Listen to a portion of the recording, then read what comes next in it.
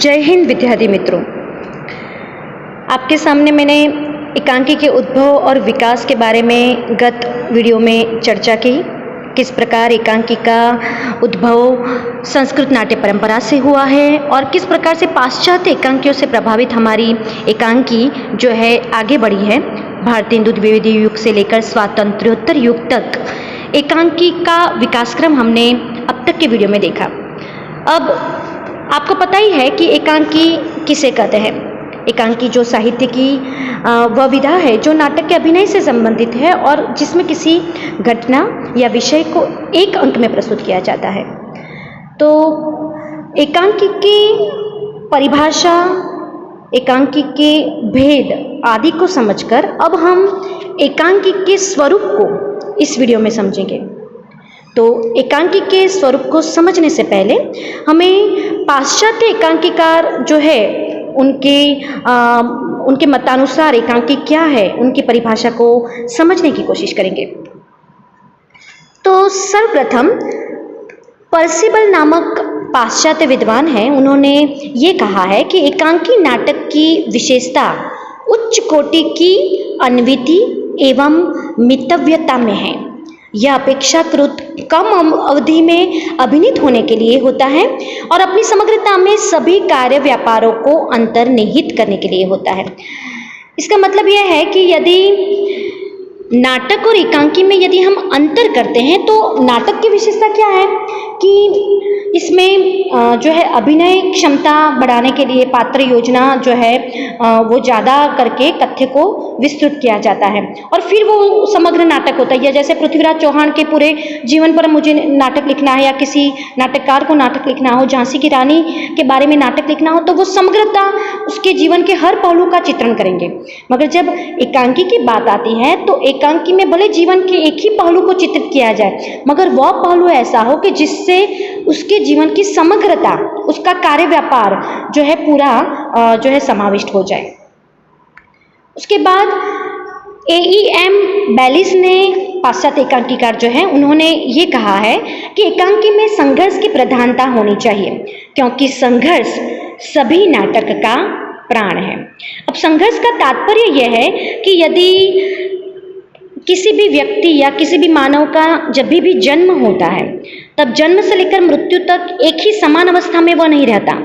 कभी सुख, कभी दुख, कभी बहुत सारा जो है सुख प्राप्त करने के बाद भी संघर्ष होता है, यानी कि संघर्ष हर एक के जीवन में होता है। अब इसी संघर्ष की बात एकांकी में क्यों आती है, तो ये आपके सामने यदि प्रश्न हो तो ये मैं बताना चाहूँगी कि पाश्चात्य एकांकीकारों से प्रभावित जब हमारे हिंदी में भी एकांकी रचित होने लगी तब आपको सबको पता है कि भारत देश आज़ाद होने की कगार में था और भारत देश के आज़ादी के स्वप्न सब सेज रहे थे और उसके कारण एकांकी में वही संघर्ष और स्वप्न को पूर्ण करने के लिए जो मनुष्य जजुमता है, देश की स्वतंत्रता प्राप्त करने के लिए हो, परिवार को सुख प्राप्त करवाने के लिए हो या किसी भी के लिए हो, अपने उद्देश्य की प्राप्ति के लिए भी संघर्ष करता है। अब वो संघर्ष नाटक का भी प्राण है और एकांकी का भी प्राण है। जब तक वो संघर्ष एकांकी या नाटक में नहीं दिखाई देगा तब मानव जीवन उसको अपना नहीं मानेंगे, यानी उससे अपने जीवन से सामंजस्य नहीं स्थापित कर पाएंगे। उनको लगेगा कि ये अलग ही प्रकार का नाटक, अलग ही प्रकार की एकांकी है,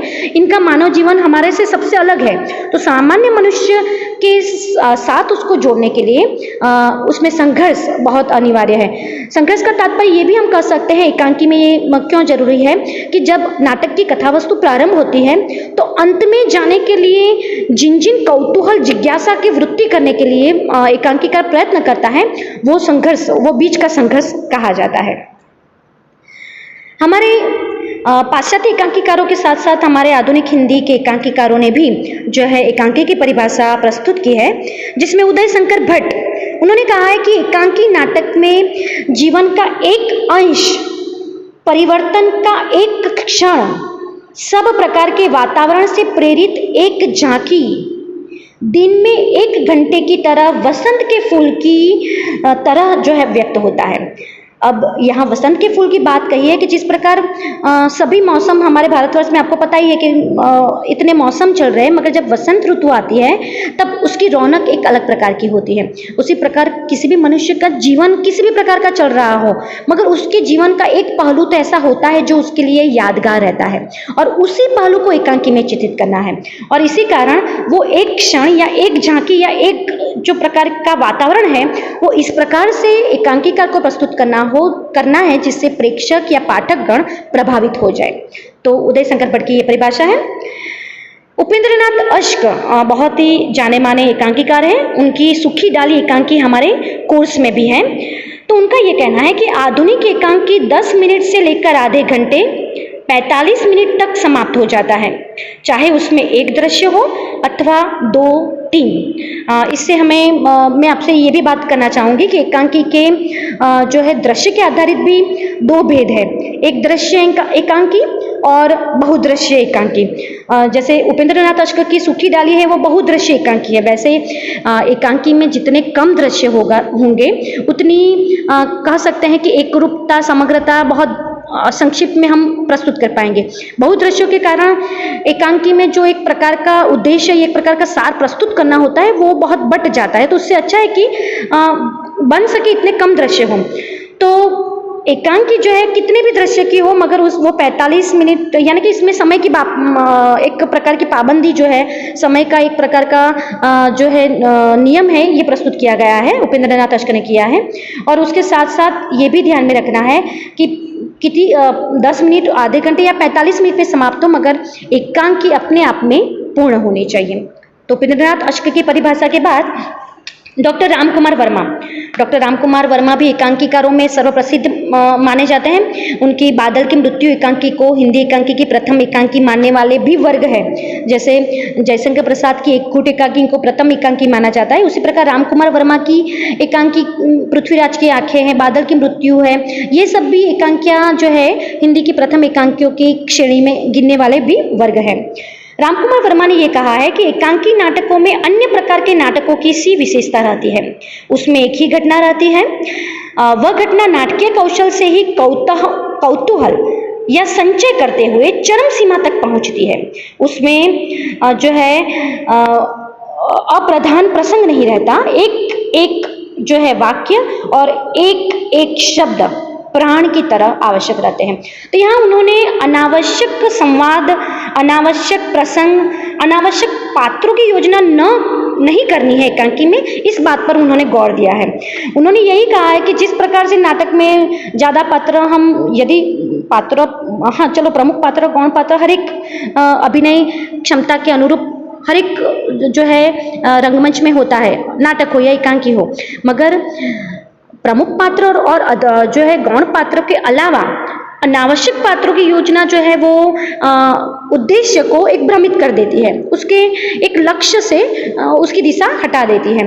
तो उससे अच्छा है कि कौतूहल बना रहे। और एकांकी की विशेषता भी ये है कि जब तक कौतूहल, जैसे कथा वस्तु का प्रारंभ होता है या अभिनय एकांकी का शुरू होता है, तब प्रथम से ही जब कौतूहल प्राप्त होगा तो वो पाठक या प्रेक्षक जो है पढ़ने के लिए या देखने के लिए आगे जो है कौतूहल के कारण उसको आगे प्रवाह में देखता रहेगा या पढ़ता रहेगा। तो ये कौतूहल की व्युत्पत्ति होना, रहस्य की चमत्कार होना, एक प्रकार की जो है कलात्मकता होना, वो भी एकांकी की विशेषता है। तो ये रामकुमार वर्मा ने कहा है। डॉक्टर नगेंद्र जो है वो भी हिंदी एकांकीकारों में बहुत प्रसिद्ध हैं। उन्होंने ये कहा है कि एकांकी एक अंक में समाप्त होने वाला नाटक है, और यद्यपि इस अंक के विस्तार के लिए कोई विशेष विराम नहीं है, फिर भी छोटी कहानी की तरह उसकी एक सीमा तो है ही।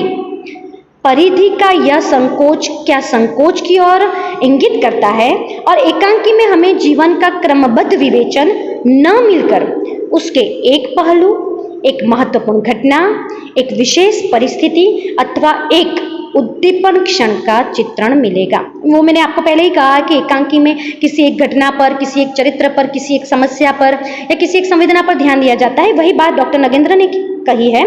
और यहाँ उन्होंने ये भी कहा है कि पूरे जीवन का समग्र चित्रण नहीं होता कि भी यदि किसी के जीवन चरित्र की बात की जाती है तो वो उसके जीवन के प्रारंभ से लेकर अंत तक की बात नहीं होती, मगर उसका एक पहलू या उसका एक महत्वपूर्ण बात, ऐसी महत्वपूर्ण घटना का आलेखन होता है जिससे एकांकी जो है वो बहुत उद्देश्य सभर बन जाए। इस प्रकार हमने एकांकी की विभिन्न परिभाषाओं पर ध्यान दिया। एकांकी जो है किस प्रकार हमारे सामने प्रस्तुत होती है। मित्र, मैं आपको ये गत वीडियो में हमने हिंदी एकांकी के उद्भव विकास को समझा। हमने ये जाना कि किस प्रकार हिंदी एकांकी जो है वो अपने जो है शिल्प विधान और विषय वस्तु की दृष्टि से आगे बढ़ रही है। भारतीय युग, द्विवेदी युग यानी 1875 से लेकर प्रसाद युग, प्रसादोत्तर युग और स्वातंत्र्योत्तर युग में 1947 से अब तक किस प्रकार एकांकी अपने परिवर्तन के स्थान पर और शिल्प विधान और कथ्य विधान के स्थान पर परिवर्तित होती आ रही है। तो एकांकी के उद्भव विकास के बाद अब एकांकी के स्वरूप पर हम आज इस वीडियो में करेंगे। एकांकी के स्वरूप पर चर्चा करने से पूर्व मैं आपके सामने ये बात प्रस्तुत करना चाहूँगी कि आपको पहले ये ध्यान रखना है कि एकांकी एक दृश्य श्राव्य विधा है। आपको ये बहुत ही ध्यान में रखना है। विधा की बात यदि करें हम, गद्य के अन्य बहुत सारी विधाएं हैं, कहानी, उपन्यास, नाटक, रेखाचित्र, संस्मरण, रिपोर्टाज, आलोचना, ऐसे अन्य रचनाओं के समान नाटक और एकांकी एक अलग रचना है, अलग विधा है गद्य की। क्यों? क्योंकि नाटक और एकांकी ऐसी विधा है जिनको रंगमंच पर अभिनीत किया जा सके, यानी उनका रंगमंचीयकरण होता है। यानी कि जब भी नाटक और एकांकी लिखी जाती है तब उन रंगमंच पर अभिनय करने के सभी संकेतों को ध्यान में रखकर लेखक लिखता है कि किस प्रकार पात्र का प्रवेश होता है, पात्र किस प्रकार पर्दे से पीछे से आता है या दूसरे स्थान से किस प्रकार से प्रवेश करता है, वो स्वगत कथन करता है, परगथन करता है, तब उसके जो है उसकी स्थिति क्या होती है, जो है बैकग्राउंड में कौन सी म्यूजिक बनता है, या जो भी है पूरी रंगमंच की जो भी व्यवस्था है, स्टेज व्यवस्था है, मंच व्यवस्था के साथ साथ मंच के उपकरणों की व्यवस्था है। आधुनिक युग के अनुकूल यदि वो मंच में कहानी यानी एकांकी प्रस्तुत करनी है तो वो किस प्रकार से उसमें मंच व्यवस्था करनी है। यदि पौराणिक या ऐतिहासिक एकांकी प्रस्तुत करनी है या नाटक प्रस्तुत करना है तो उसके सिंहासन से लेकर, उनके ध्वज से लेकर, राजाओं के दरबार से लेकर किस प्रकार मंच व्यवस्था करनी है, ये सभी ध्यान में रखकर नाटक या एकांकी लिखी जाती है। और इसीलिए ये दृश्य श्राव्य विधा है और दृश्य श्राव्य विधा होने के कारण ही जो हमारी जितनी रचनाएं हैं गद्य की, उन सभी रचनाओं में ये सर्वप्रसिद्ध रचना या गद्य की विधा मानी जाती है। क्योंकि एक स्वाभाविक है, मनुष्य जब किसी भी रचना को पढ़ता है और उसका स्वाद या रसास्वाद लेता है, उससे ज़्यादा उसे देखकर और उसे सुनकर उसे ज़्यादा वो रसास्वाद प्राप्त होता है। और ग्रहण शक्ति भी कह सकते हैं हम, किसी भी मनुष्य की ग्रहण शक्ति जो है देखने और सुनने पर ज़्यादा और पढ़ने में थोड़ी कम होती है। तो जैसे हम एक सामान्य उदाहरण है कि हम कोई पुस्तक पढ़ें, उससे अच्छा है जब टीवी पर उसी पुस्तक के आधारित जो कहानी है टीवी पर वो कहानी धारावाहिक के रूप में यदि प्रस्तुत होती है तो हम उसको पहले देखेंगे। तो जो टीवी पर या सीरियल पर की बात कर रहे हैं, जो सिनेमा की बात कर रहे हैं, वही हम लाइव यानी कि नाटक के रंगमंच पर बात करें तो प्रेक्षक जब रंगमंच पर उसको अपने आंखों के समक्ष देखता है, उस अभिनय को देखता है, पूरी कथा को समझता है, तो वो उससे और ज़्यादा ग्राह्य बनती है और वो उसे और ज़्यादा पसंद करता है। और इसीलिए नाटक और एकांकी केवल दृश्य विधा नहीं, अन्य विधाओं की तरह, मगर दृश्य और श्राव्य विधा है। और दृश्य श्राव्य विधा होने के कारण नाटक और एकांकी बहुत ही प्रसिद्ध विधा हमारे सामने प्रस्तुत होती है।